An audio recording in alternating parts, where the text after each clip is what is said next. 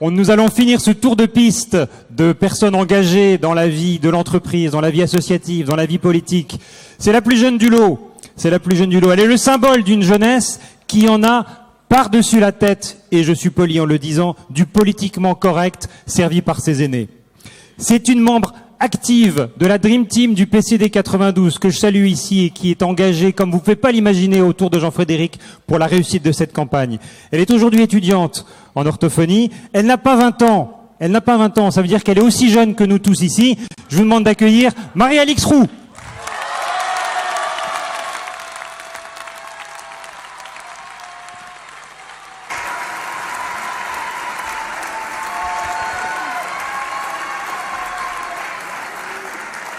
Chers amis, quelle joie de vous revoir chaque fois plus nombreux venir soutenir Jean-Frédéric Poisson.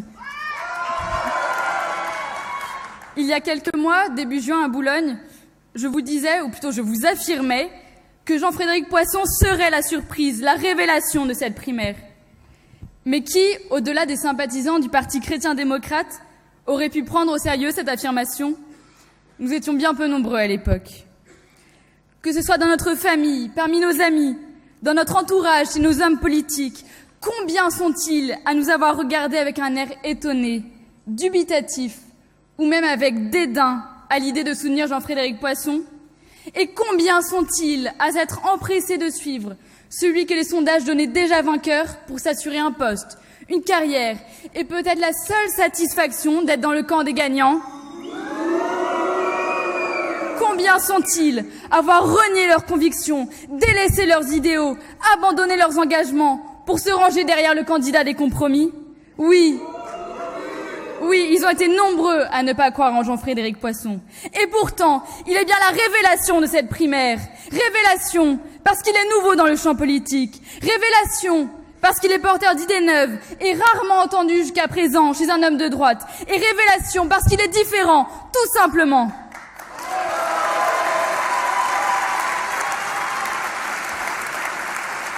Pour nous, premier soutien, c'est une campagne dans laquelle nous nous sommes lancés avec force, acharnement, détermination, sûrement un peu de folie, mais surtout avec espérance.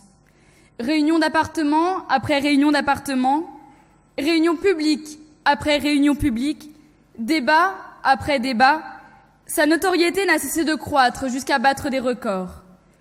Souvenez-vous de ce 13 octobre dernier, premier des 3 débats télévisés, mais surtout tournant de la campagne, où Jean-Frédéric Poisson a bondi de 24 points d'opinion favorables en une soirée. Ce même soir, notre candidat était le sujet le plus commenté sur les réseaux sociaux et le plus recherché sur Google.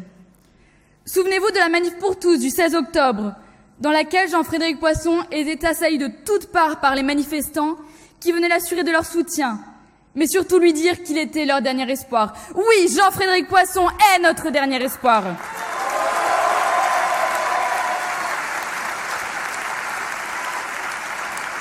Souvenez-vous du deuxième débat Salvagram, longtemps lieu de rencontre pour boxeurs professionnels et lieu d'échange de coups verbaux pour un soir. Nous avons eu la confirmation ce soir-là que Jean-Frédéric Poisson est un homme libre, trop libre, à tel point qu'il ne correspond pas à la doxa médiatique et politique. Comment qualifier la cabale lancée par certains des concurrents à son encontre pour des propos qui ne faisaient qu'affirmer une vérité bien réelle outre-Atlantique? Et comment qualifier le traitement médiatique réservé à notre candidat qui a ainsi, à titre d'exemple, été invité dans une matinale d'une radio bien connue, non pas pour 1h30 d'antenne, temps auquel ont eu le droit tous les autres candidats, mais pour 20 petites minutes. Nous avons ainsi, petit à petit, fait connaître Jean-Frédéric Poisson et le programme qu'il défend, avec courage et passion. Cette passion qui l'anime, c'est celle qui nous anime tous ici aujourd'hui. Passion de la culture, passion de l'histoire, passion de la France. Car oui, Notre ambition commune est de transmettre à nos enfants une France fondée non seulement sur les valeurs de la République, mais aussi sur les valeurs d'une histoire passionnée, d'une culture passionnante.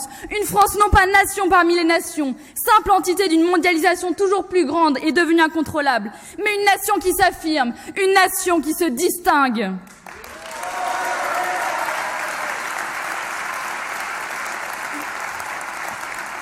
Le peuple français n'attend pas tant de cette campagne de savoir par quels moyens leur nouveau président dirigera la France, mais la vision qu'il a pour notre pays.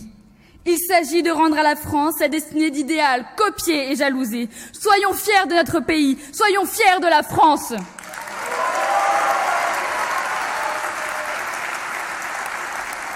Contrairement à ce qu'affirme celui qui est censé nous gouverner actuellement, non, ça ne va pas mieux. Cette élection doit être l'occasion d'inverser la tendance. Comment peut-on assister au délitement de l'État, conséquence de 30 années de gestion lamentable, en prendre note et ne pas réagir? Cette gestion est mue par un électoralisme, un clientélisme dévastateur, auquel seul Jean-Frédéric veut mettre fin par l'instauration d'un septennat non renouvelable. Regardez l'ensemble des candidats à cette primaire. De tous, seul Jean-Frédéric Poisson propose des idées neuves et peu entendues à droite. Lui seul se démarque de ses concurrents par son parcours et par ses convictions.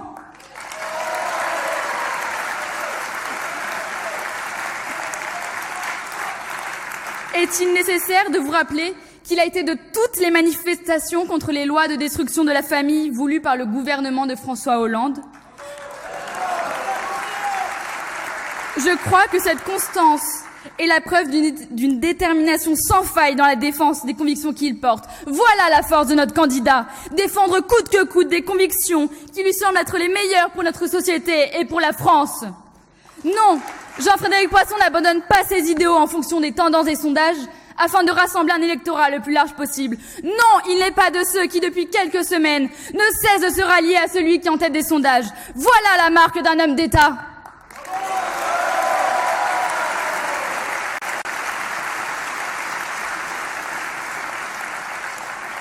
Nous reprochons souvent à notre classe politique de louvoyer en fonction des tendances. Mais élection après élection, désillusion après désillusion, nous continuons inlassablement à voter pour les mêmes personnes. Il est temps de faire confiance à cette nouvelle génération d'hommes et de femmes politiques qui s'engagent dans un seul but, le bien commun, et qui n'attendent que votre soutien pour les porter aux plus hautes fonctions.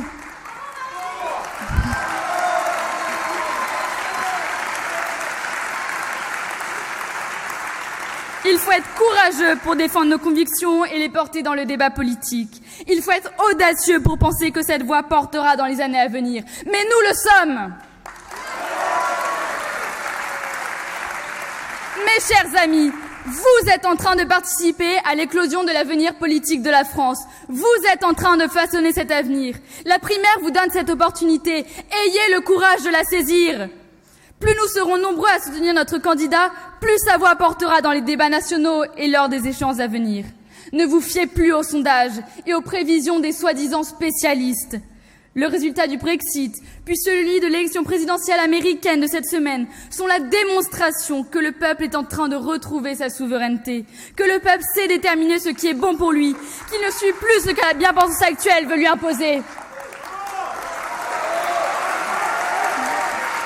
Le vote utile a montré ses limites. Privilégions désormais un vote de conviction. Ce premier tour est celui des convictions, pas celui des calculs politiciens qui ne servent pas la France. Soyons cohérents entre nos idées et notre vote. Cependant, la réussite est loin d'être évidente. C'est pourquoi il faut se mobiliser dans la rue, se mobiliser dans les urnes. Jean-Frédéric Poisson continue ce travail jour après jour. À nous de transformer l'essai en votant massivement le 20 novembre. Monsieur Poisson, nous nous sommes engagés pour nos convictions, celles que vous avez le courage de défendre malgré les attaques dont vous faites l'objet. C'est pour ces convictions que nous vous soutenons. Ne lâchez rien. Vous êtes notre porte-parole et nous vous en remercions. Il est temps que la France se réveille. Il est temps que la France se lève.